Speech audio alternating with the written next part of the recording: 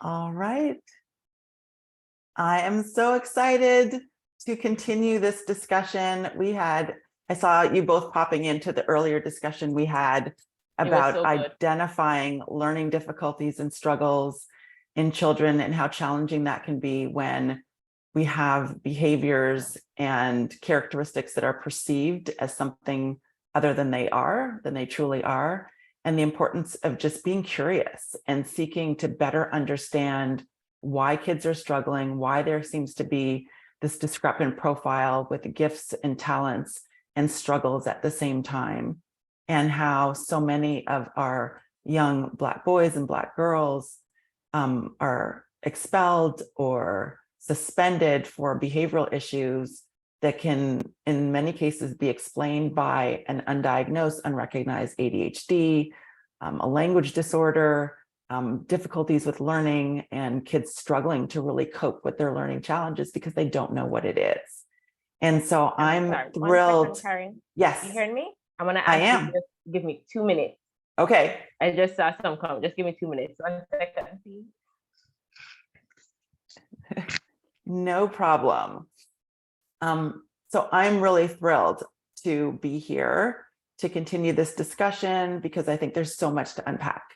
And Sandy, before you came on, I was saying that, we're not going to be able to solve all of the problems today, right? There are a lot of issues that come up that our children face. There are mental health struggles, there are learning challenges, there is a lack of early identification and intervention, and there are systemic issues with the way schools are organized. And again, those are big issues. We can't solve them all. And we're starting the discussion. That's what we're doing today. We're starting the discussion. In many instances, we're continuing the discussion if individuals have interacted with us before. And we're really just trying to give parents tools, give educators information and tools so that we can better understand and better support our neurodiverse children, and prevent and minimize the mental health risks to them. So I am going to introduce you both. Toni-Ann's back, yay. All right, so next up for this next session, we have Sandy Dorsey. Sandy is a speech language pathologist, educator, and global advocate for children with special needs. She has provided diagnostic and therapeutic speech services for over 25 years in a variety of settings.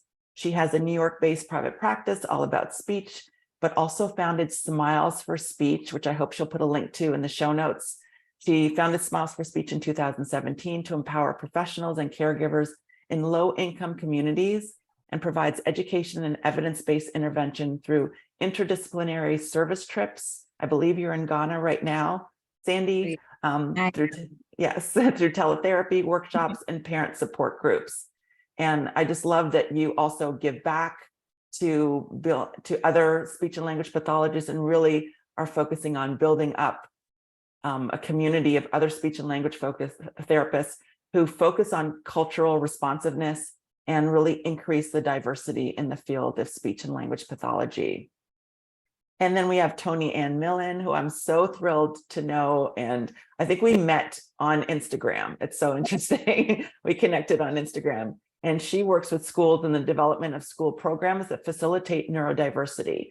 She has a private practice in Jamaica where she provides educational assessments to provide targeted individualized learning programs for students with learning challenges and disabilities who need support in the general classroom. Toni-Ann has experience working as a special educator, special education coordinator, lecturer in special education, and education consultant. I can't think of two better people to address this issue of language-based learning challenges and speech and language difficulties in the kids that we see. So I'm so thrilled to have you both here. Thank you, Karen. Thank you. All right. Sandy, is it okay if I start? Sure. Okay. It really is a pleasure to participate in this summit. And I think the part of it that was most interesting for me is to be able to present this from a Caribbean perspective, being Black in the Caribbean, because that's the thing about it.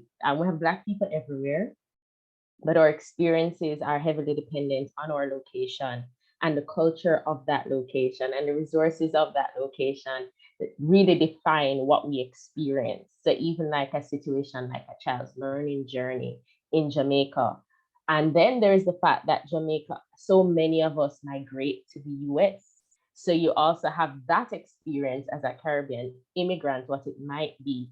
And I'm hoping that if there are teachers here or persons who have to deal with children who may have migrated from Jamaica or other Caribbean islands, that it lends some perspective. That's one of the things I'm hoping to be able to touch as well, because, you know, there's Instagram, internet. I feel like there are a lot of things that happen in the US that we kind of feel like we live out anyway, being in Jamaica. And the experience is very different in terms of seeing some of the challenges. Some we can relate to, some we can't. And a lot of it has to do with, like I was saying, the context. So before I even start discussing the language-based disorders, one of the things I want to touch on is what is the Caribbean context to that? And then transfer to that in the classroom. So everybody's with me, everybody's hearing me clearly. Good. So it's me, I can't hear. Oh, Karen. Okay, good. Just checking. All right. Yes, everybody we can hear me. you. Good. All right. So the Caribbean context.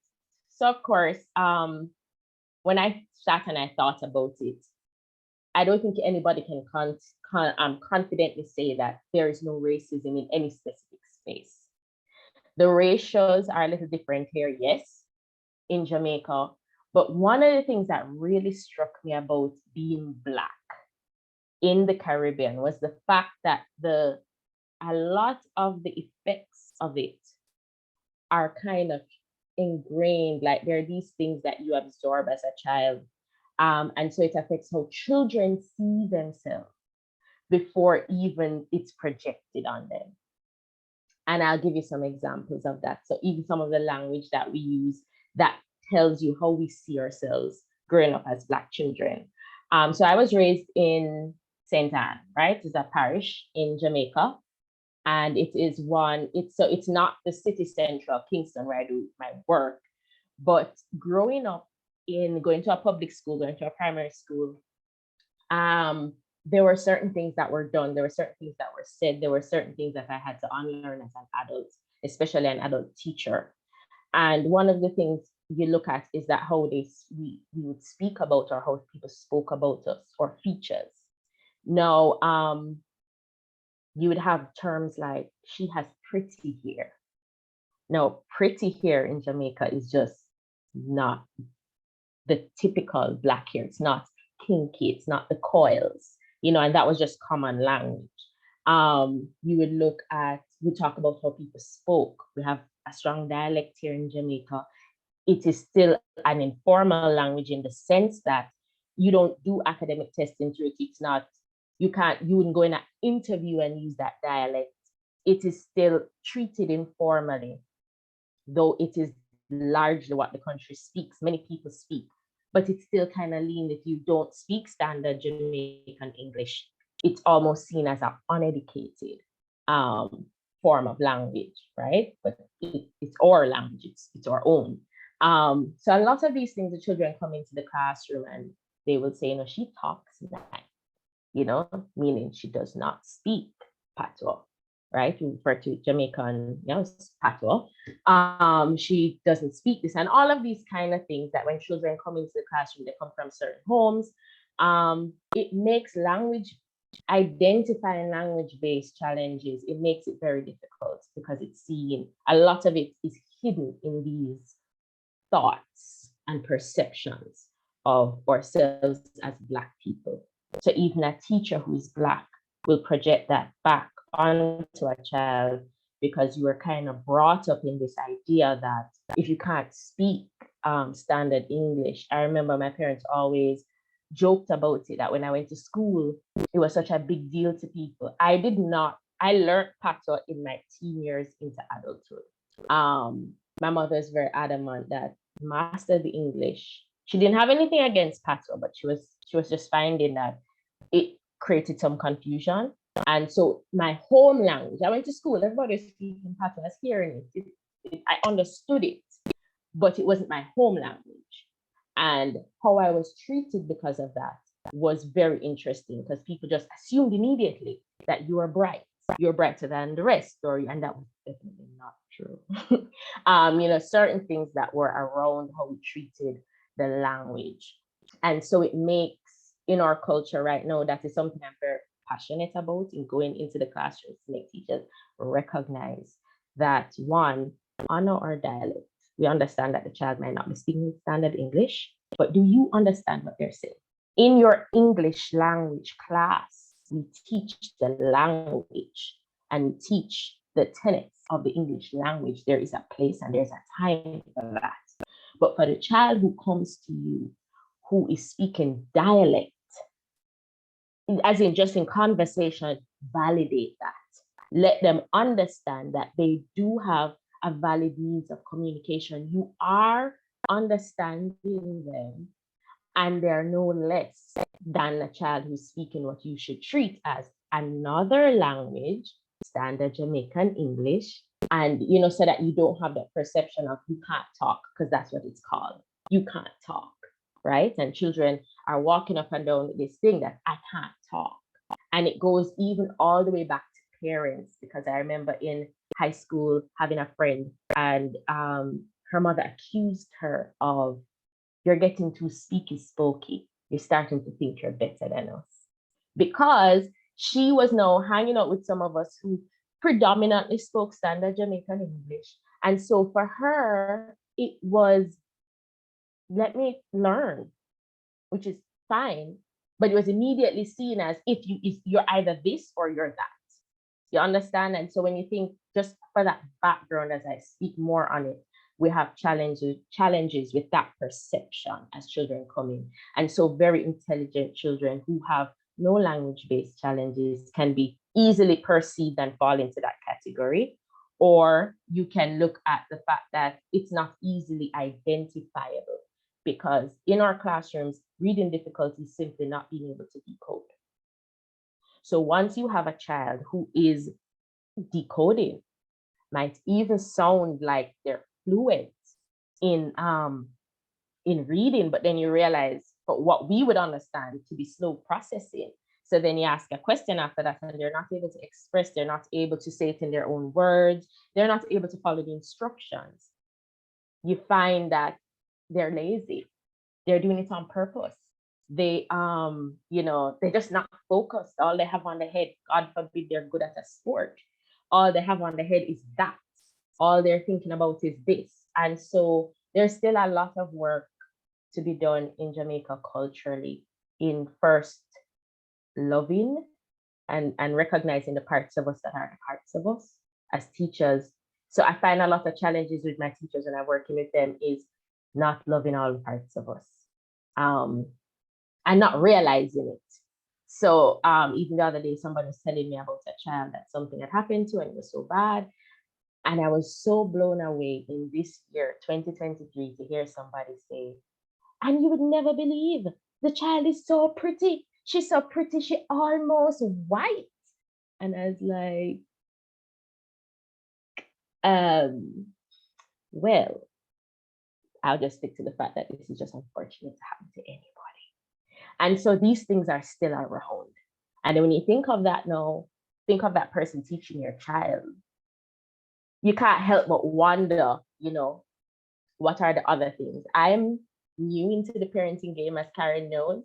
And so seeing the classroom from a parent perspective has been quite a learning curve. And I'm very appreciative of what it has done for me in my own practice, because I have greater value of that social emotional learning and the type of space that is created for children in the classroom. So given all of that, the next thing comes to what is happening in Jamaican classroom as it relates for children with these challenges. Now, we are trying to get into that inclusivity. And I was recently sharing with somebody, inclusive schools have a big problem here.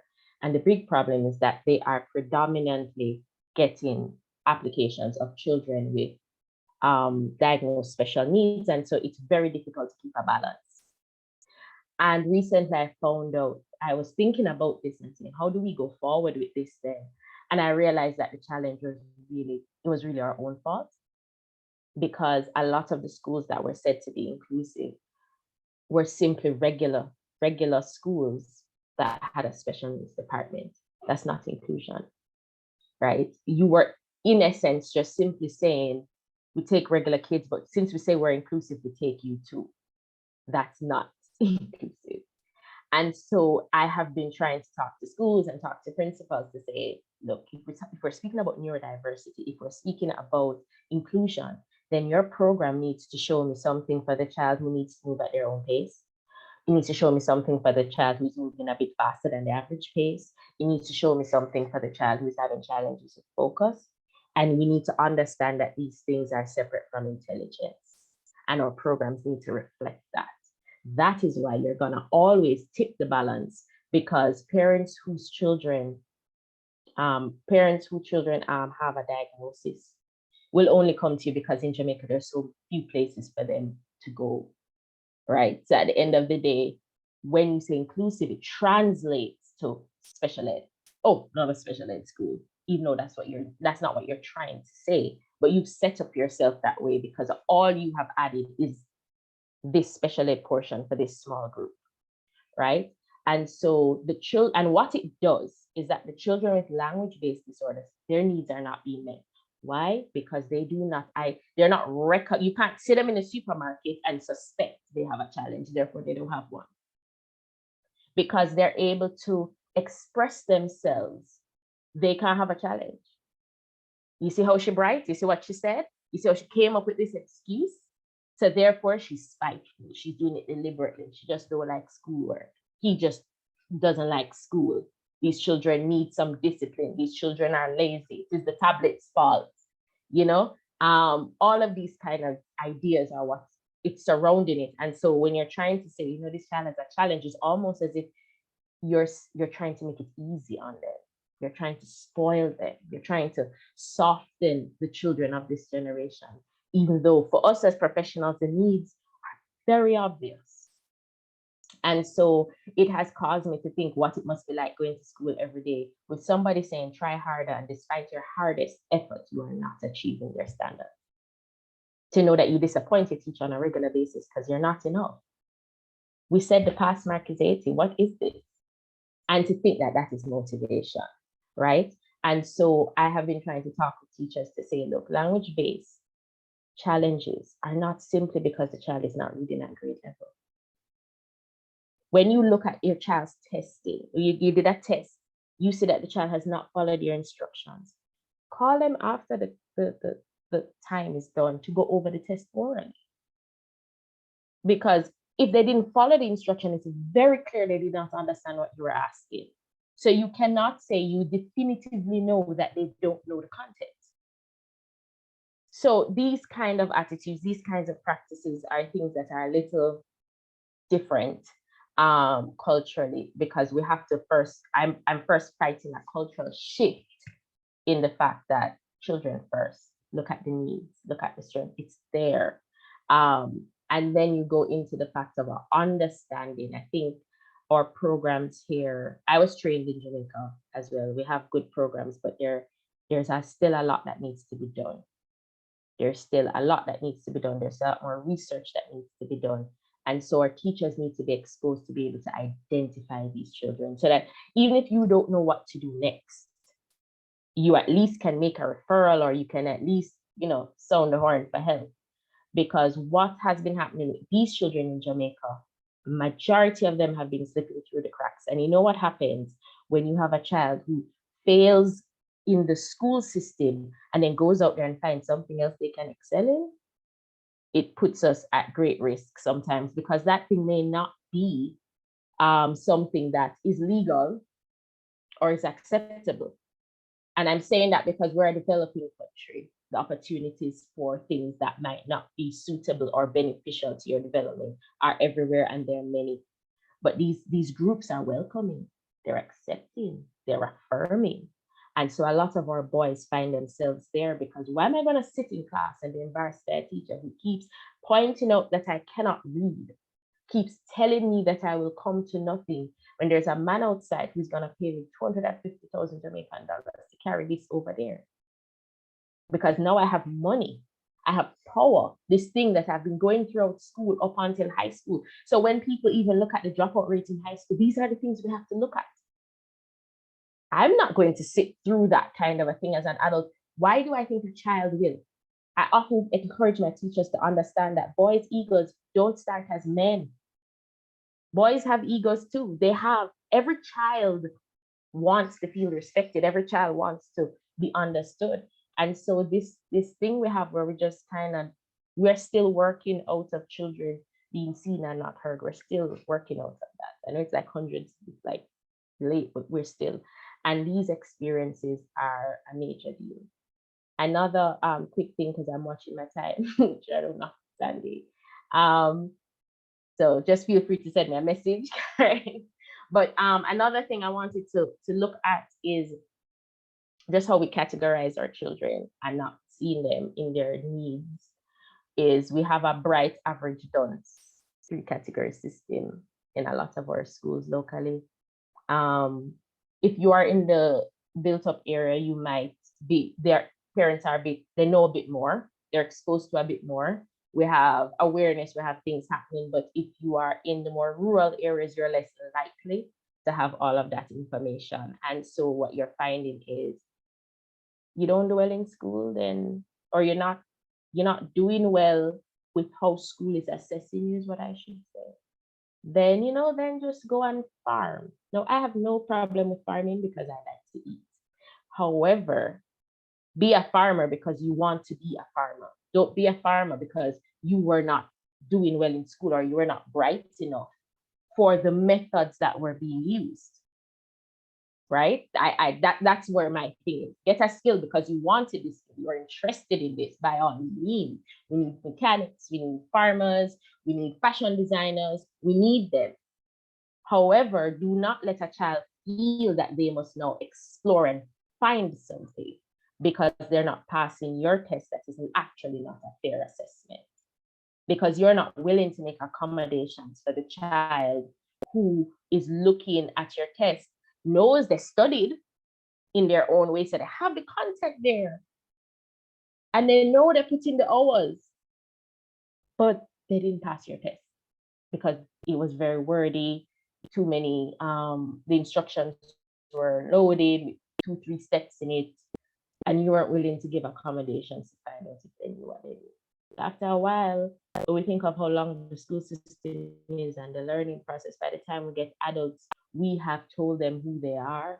We have told them what they're good at, and they had no say in it. They had no say. I love the part before in the presentation before about strength-based assessment, that we can stop and look at children and say, geez, you're really good at this. Let's explore this further. This also matters.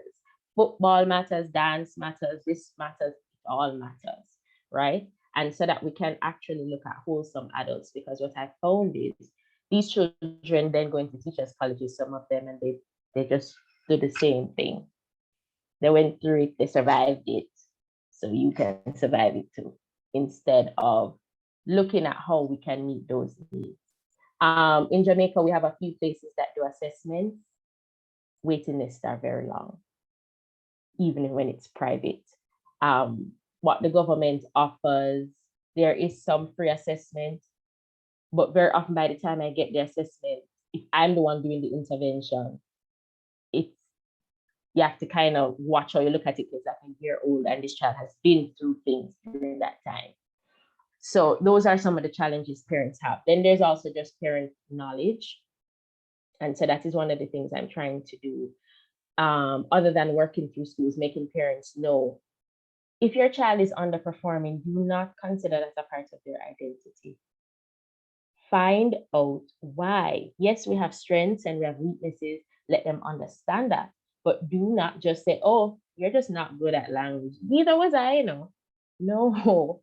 What can I do to strengthen this seeing that you're so good at something else. And so I think that's one of our biggest issues, is that for parents, they just accept that their child is not the brightest. I mean, they're not flunking, or they say to themselves, it's not like they have autism, you know, or something like that. That's the perception of it, that it's not actually a challenge, and they honestly don't know that there can be help.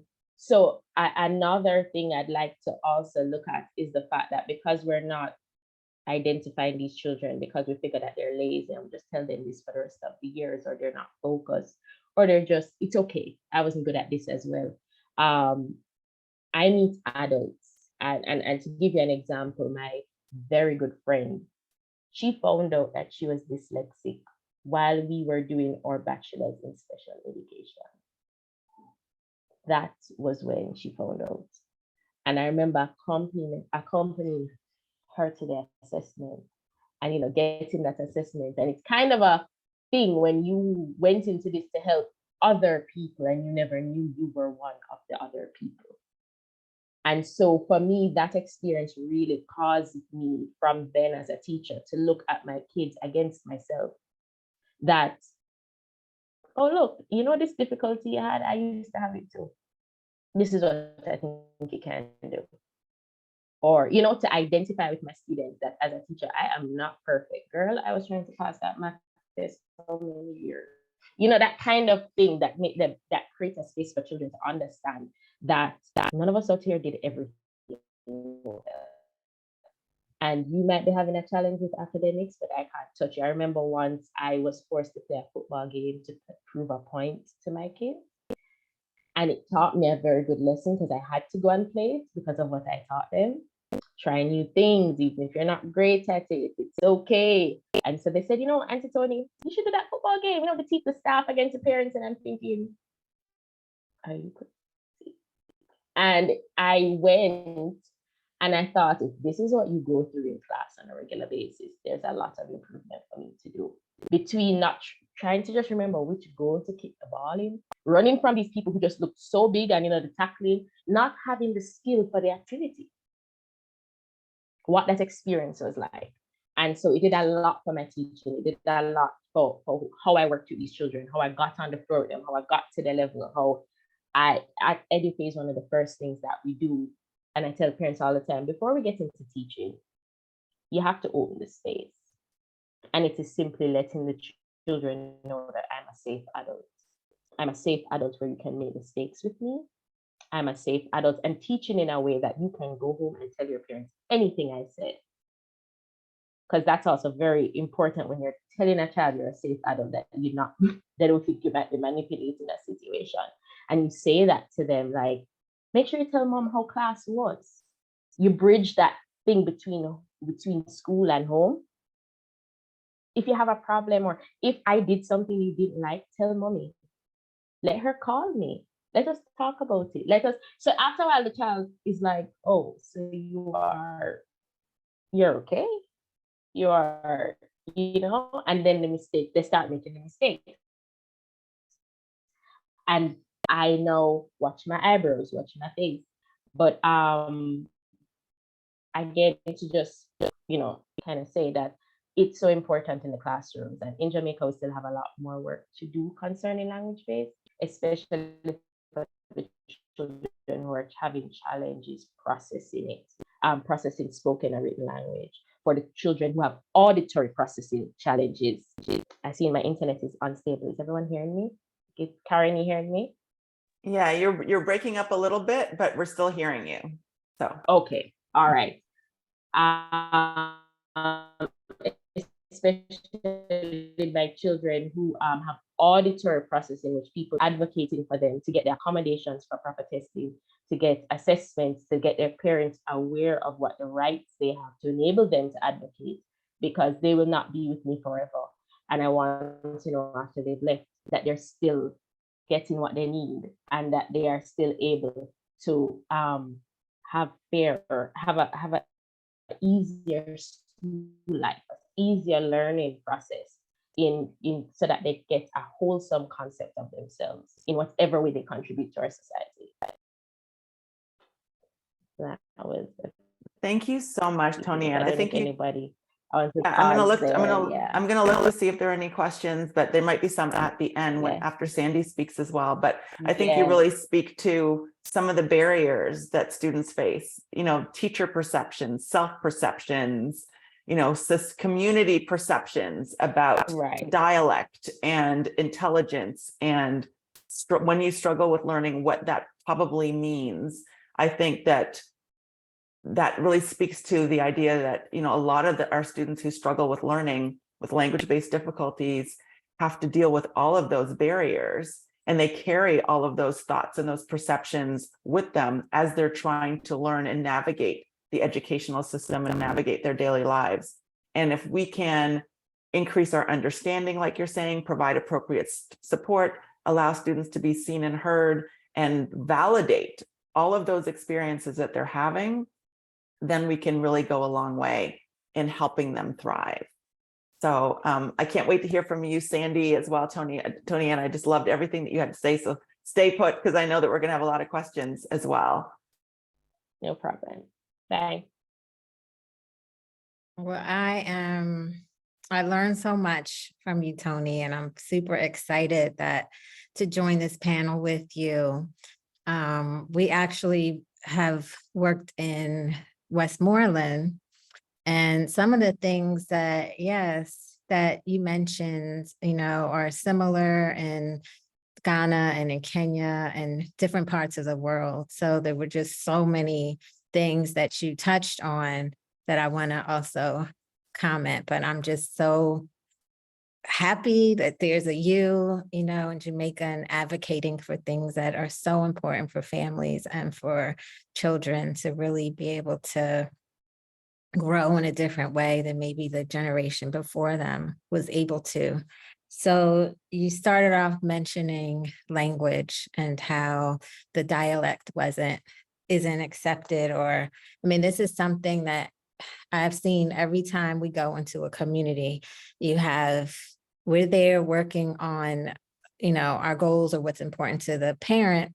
And then they say the child doesn't speak the language of their culture. And they want everything to be in English and standard English, and, you know, aren't showing that value and appreciation for their culture. And the materials that we make are always in the culture.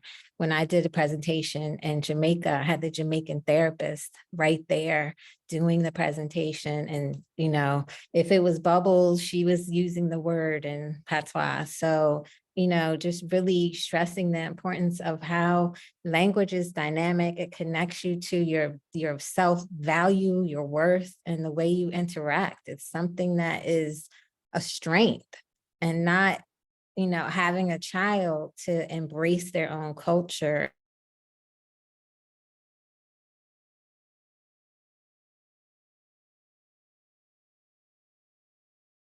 Oh, Sandy froze.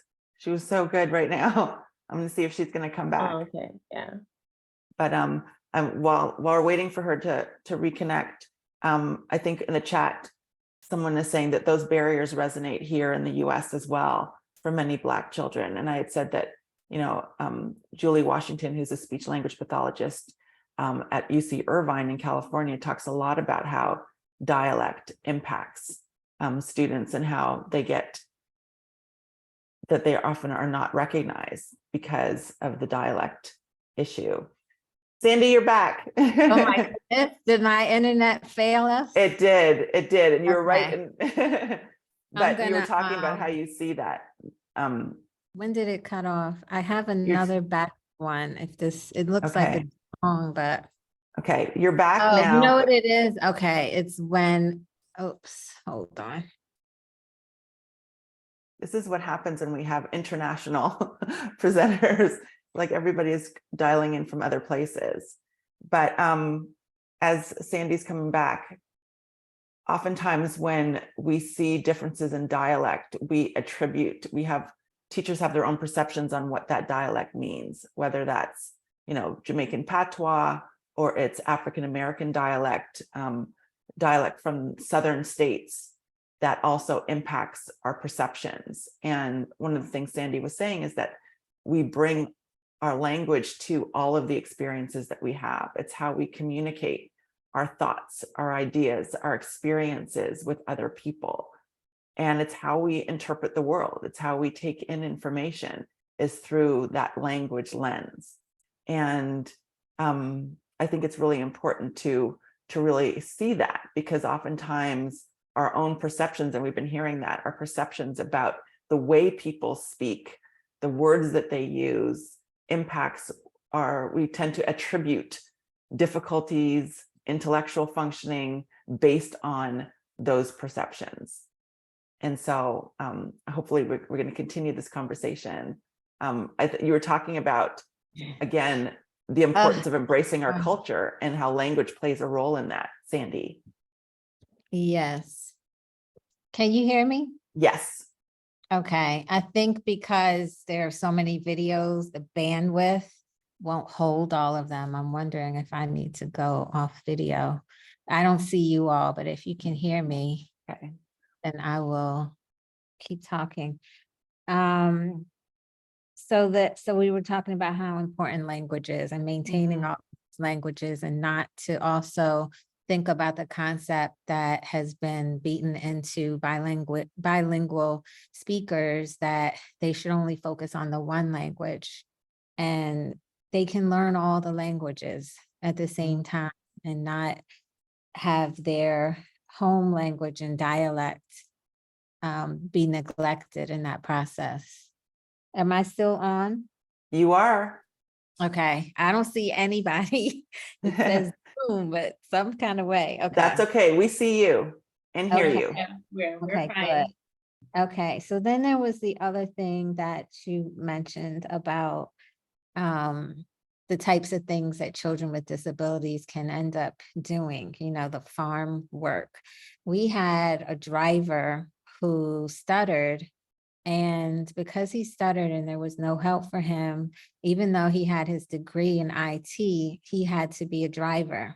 And so one of the challenges is when there is no help, in the community, or they're not aware of speech therapy or resources to begin with.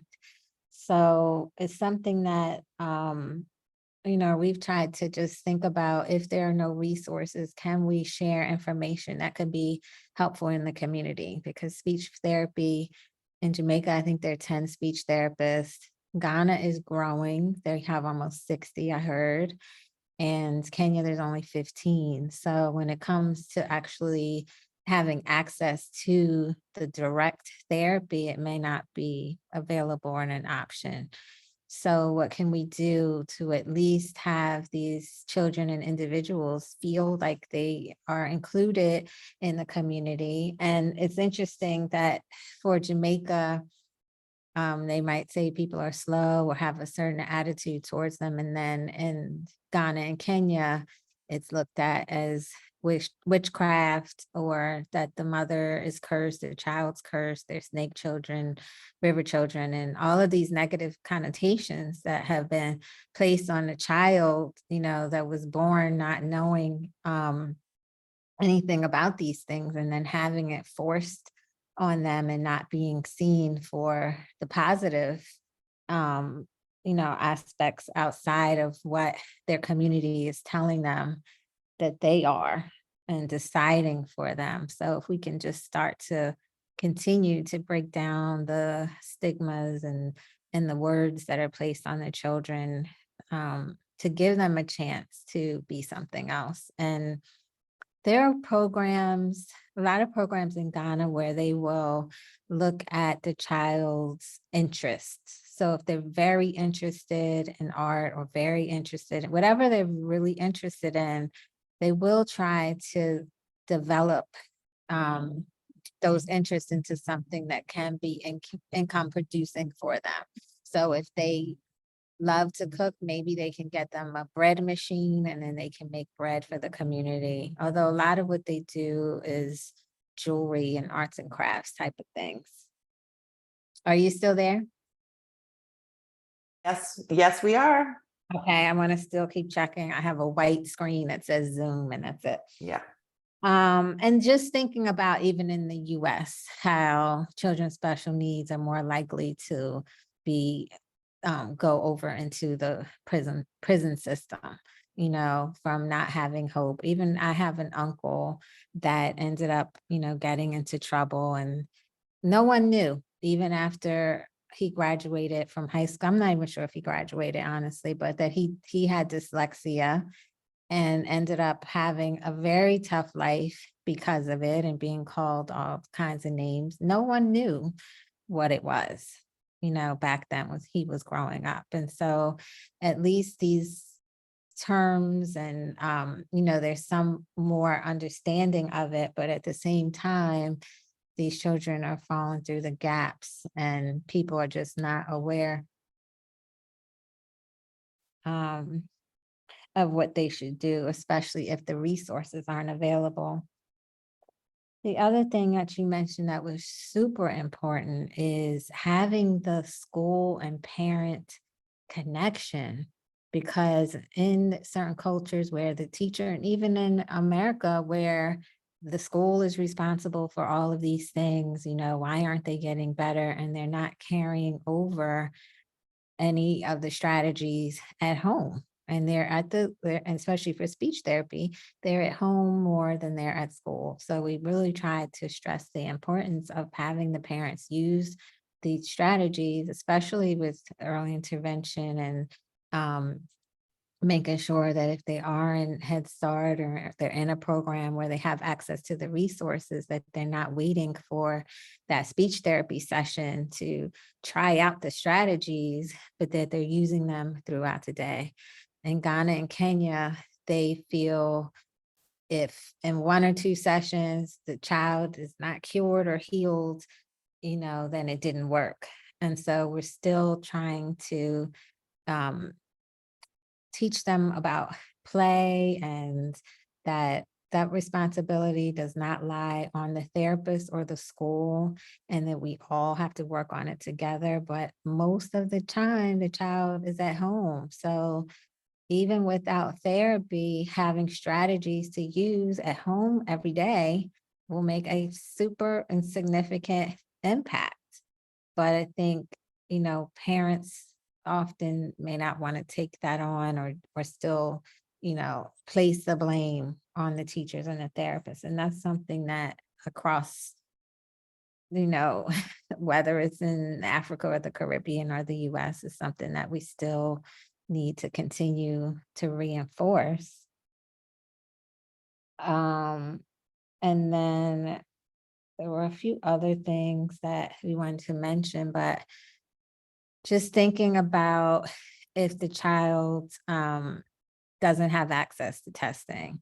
And when we were in Jamaica, was exactly what you said about the testing even if the child has a hearing test, by the time it stays in the system, a year or 2 later, maybe they will get the report. And by that time, look at all of the language that they've lost, because there was no support for the child. So this is an unfortunate part of parents going to that first point of contact, which is the doctor, and the doctor saying, oh, they're not talking at 6 years old, that it's still okay because their brother didn't talk until he was 6 years old, or it's a girl or it's a boy, or, making up reasons why it's okay. And so we really, too, with doctors, want to spread the word of having this mother think that her child is not talking is something that she shouldn't be concerned about. That spreads all around the community, and everybody's hearing this misinformation.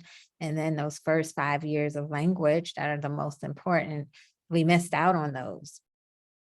So whether it's language or hearing, in Ghana, the child is not tested for hearing until they're 6 years old and in school. And then they will think that the child is not listening to them or misbehaving when the child does not hear them. And so not having this diagnosis for whatever, if it's, hearing, if it's hard of hearing or deaf, or if it's language, now the child could be subject to some type of abuse in the home, unfortunately, just because they think that their child is misbehaving. So we really want to just continue with the awareness and sharing strategies and, hopefully just growing the profession around the world. I mean, we need more therapists, we need more teachers that are thinking in a way that can be beneficial to the child's growth so they can really fully express themselves in the world as who they are and not feel so held back. And the whole concept of the child needs to just, I mean, we grew up like this back in the day where the child wasn't really supposed to be heard or cause any kind of disruption, and things have changed, for us, but there's a separate way of living in some communities, and the children are in one corner of the room, the adults are in another. And so slowly they're integrating and spending more time with their children. And, play is kind of awkward for adults in Ghana and Kenya. It's not what they're used to. The children play with each other and the adults have adult conversations. And so it's a whole new theme that we're offering, and many parents are trying it, and they're seeing the results from it. Are you still there? Yes, we are. We are taking Okay. in all this information, Sandy, because, I think that one of the things that you and Sandy are both, you and Toni-Ann are both emphasizing is that these issues are occurring across different geographic locations in different communities. And again, those misperceptions, and you talked about how that misinformation can spread. And you see that, in communities. It's like, oh, the doctor said he was fine. The doctor was, said it's okay if he's not talking at 6. And then they tell their friends and their sister, and then they believe the same thing. And that's why it's so important to combat that misinformation, so that parents can get their kids the support they need early on, and recognize that it's not a deficit. It's an understanding of differences that can be addressed. And you can be part of the solution, right? You can be part of the process. And I love what you said about the fact that parents need to be involved. It's not just what happens in that speech therapy session. And I think that's one of the missing pieces within, even with education system, where we provide students with enough support at school. We get school-based speech and language therapy, or we get resource support to help the child access the curriculum at school. But then parents get no guidance in terms of, well, how do I support my child's learning? My child who has dyslexia, my child who has a language disorder, my child who has attention issues or auditory processing issues at home. How do I facilitate this learning, and how can I be part of this process? And that's a significantly missing piece of this process, because we know that when parents get the training and support that they need to be able to help their kids, the outcomes are so much better. Exactly. I did create a few slides just for some tips on, signs of a language disorder. If you would want me to share those. That would be great. How much time we have? Okay. Let me see if this works. Am I able? Oh, here it is. Okay. Let's see if this works. And this is from, I have not tried a Canva presentation. I see a screen. Okay, this is from the American Speech Language Association, and I just kind of created this based on that, but just to have a sense of, if the doctor is saying that your child is fine, to go ahead and take a look at some of these. So I just added some of the data, and back when I was in school as an undergrad, the whole notion of so many Black children being put into special ed and then going, the pipeline to prison. I mean, I hope that that has gotten better in time. The research that I saw said that nearly 1 in 10 or 9.6% of Black children had some kind of speech disorder. And so when we look at the children that do need speech, and then the fact that if they're living in communities that do not have, I mean, even in the US, my focus has always been to work with underserved communities, and there are areas in the Bronx and in Brooklyn where people would just refuse to go. So those children just went unserved. And this is something that still exists where you have children waiting for a very long time to get speech services. And we have to encourage parents to advocate for their children and make sure that they get that compensatory time that's owed to them, because others that have, lawyers and resources and information to know, you can see them getting their child into a private school and having 5 times a week speech therapy because they missed 1 year or a few months of school. And then you can have a Black child that isn't aware, and they're still begging the system for the services that they deserve and that are not getting. So one of the things that I really push and let every parent I know that I'm working with in these communities is make sure that you make those phone calls and get these services for free, because sometimes they're not sure even that they can get the services in the US for free. And if they say, well, I don't have insurance, this and that, the school district will pay for it until they're 21. And if there have been gaps in time where the child has not been receiving the services, let that district know that they are owed that time, and the school will have to either they could even get you private therapy, but that therapy is owed as long as that IEP says that you're eligible for the speech services. So these were some of the signs. If a child does not smile or interact with others, and this is starting from birth, we want to look at if the child babbles at 4 to 6 months. And what kinds of sounds are they making, or even gesturing, reaching, making eye contact to want things at 7 to 9 months. If they're not understanding what others say, if they're 2 years old and not following directions or understanding what you're saying, then we have to be concerned about that. If they're only saying a few words at 19 months and 2 years, this is something that we need to address. We cannot wait until they're 4, 5, and 6 years old to say, do you think I should get them evaluated, or should I be worried? We want to start as early as possible. They should be putting words together and making sentences by 19 months, 2 and 3 years. They should be having conversations. So if they are not understood by others, and sometimes I think, especially in Black families, children can do things and they think it's cute. And as time goes by, it will be harder for the child to learn a different way of communicating. And when they get older and it's not cute anymore, then we can have behaviors that will show up because of them, being teased and not being able to communicate the way they want to.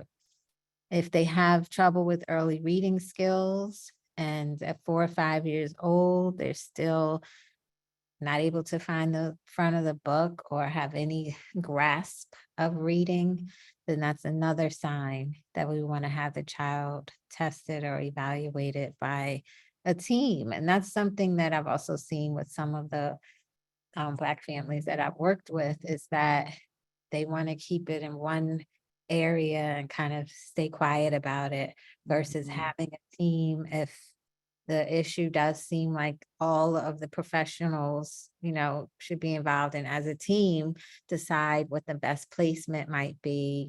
There's that fear and denial process that we really want to try to support parents to get past, so that time is not wasted.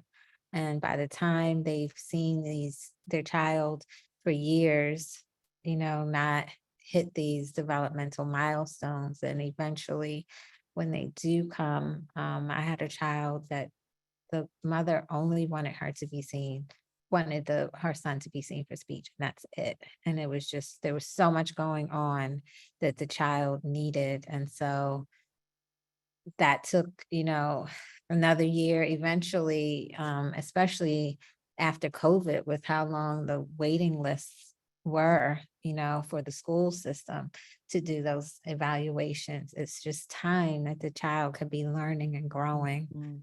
So I think this was the end of it. Yeah. So And good, Sandy. But go okay. ahead. So I was just going to mention, in the case of where children might be in countries or families in countries that don't have access or just limited resources to see a therapist, even if they could come in for that evaluation or that one consult to learn some strategies to use on their own, it just would be a huge benefit. And some of the things that happen in Ghana and in Kenya are, they will take the money, the little money that they have, and go to a prophet or herbalist and keep thinking that they will Mhm. fix the child. And unfortunately, even in, some of the churches, they're being told if they give this amount of money and, that these prayers and these beads and oils will fix the child. And then the next time they come back, they have to spend more money on it Mm. for the child to be in the same situation and for them to lose hope each time. So if they can go ahead and try to find a therapist to at least see once, if that's all they can scrape the money up to do, then at least they can learn some strategies in that visit and be able to do things at home for their child. There's so many things that they can do at home every day that will be so helpful.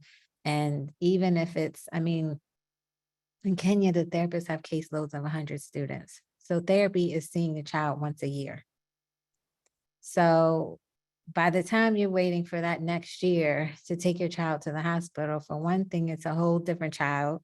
And for two, that was that entire year that has been wasted. And who knows what kind of behaviors they developed in the meantime, and the frustration from the families. In a lot of countries, they're still hitting the kids with switches and whatnot and taking them to the bush and all of those kinds of things. Whereas if that consultation, a parent can take whatever they learned and start to work on it themselves in their way. Okay. And I'm looking at the chat right now and I'm seeing that Sorry. someone else is saying, I see this in the US, using prayer to make the child normal, right? And it happens across different communities, regardless of geographic location. And that's why these discussions are so important, and providing this information to families and taking the shame out of it, because I think that the shame keeps parents from seeking support. And because there's nothing wrong, we can fix this. I've had a parent tell me, who their child clearly had dyslexia, that he's just pretending that he can't read, right? And so why would a child do that? Why would a child pretend that they can't read? And the perception was because he can do math so well and can speak so well, that the fact that he can't read must be something that he's doing deliberately. And so we have to really continue to have these conversations and provide parents with the support that you both are doing so beautifully in Ghana and in New York and Jamaica. Yes, and another thing that I've seen a lot in speech is that the parent will say, well, he walks, he dances, he can do everything, he's normal, he just can't talk. Mm. And so not understanding the whole concept of this 5-year-old child that has no words, a very, very limited attention span. And just because they can sing along with, something on their iPad is, not anything to be concerned about. It's something that, I'm just hopeful that whoever that first point of contact, if we can get the information Mhm. spread to say, if you see these Right. let's just start to do something. And some of the things that they're doing, it just might be cute for 5 minutes, but at the same time, we just don't have the time to waste. That's just it. We don't have the time to waste. Someone asked, Sandy, I think people are starting to ask some questions. Can SLPs also support children with social skills? Absolutely. Absolutely. I think that's really one of the big things that we're doing lately, especially since COVID. You know, there's so many children that are COVID children that have been in the home, you know, for all that time and didn't really learn social skills. So it's another layer on top of children that already had that need for the social skill development. But an SLP can definitely help with that. Right. And that social language is such an important piece of communication and socialization. So developing those language skills in a social context is critical. And I think we really have to look outside of what might be our cultural norm. So I've been living so much here while I'm in Ghana. And when we think about with autistic children now, the trend is not to force them to have eye contact, you know, let them be who they are. And how much of a challenge is it in a culture where here you will get in trouble to look at someone in their eye? It's disrespectful. And so everything is changing. And, you know, all of the cultures are kind of, some are sticking to the old, you know, tried and true ways, but we want the child to be able to express themselves in the world. And so if they're not expressing themselves, they will have challenging behaviors show up because they cannot be who they are, and they need to be seen. They need to be seen, they need to be heard, and they need to be able to grow into, you know, who God wanted them to be. So we just don't want to hold children back, and we want to encourage them in the way that they are able to learn best to be able to express themselves. Absolutely. Absolutely. And I mean, this is just a wonderful continuation of the conversation that started. Shannon Shepherd, I'm just going to read. She said, I feel so frustrated because my child has level 1 autism and is verbal, but needs help with the back and forth conversation. But my private insurance keeps saying he doesn't need SLP. He just needs ABA therapy. I think he needs both. And I've been fighting them because paying for it out of pocket would be very expensive. I'm so frustrated. And Shannon, I hear that from so many parents in terms of just the amount of energy that is needed to fight. And Sandy, one of the things that you said is that a lot of parents who have financial means, who can hire those attorneys to, you know, those advocates for the school district, get that support. And then other families have to struggle often for months and years, and you lose the opportunity to intervene at critical periods of development, particularly when you're talking about language. But Shannon, I would encourage you to go to your pediatrician, go to the school, to, you know, we have a number of advocates who do consultations. I can connect you with some resources that will help you to advocate for the additional services that you need.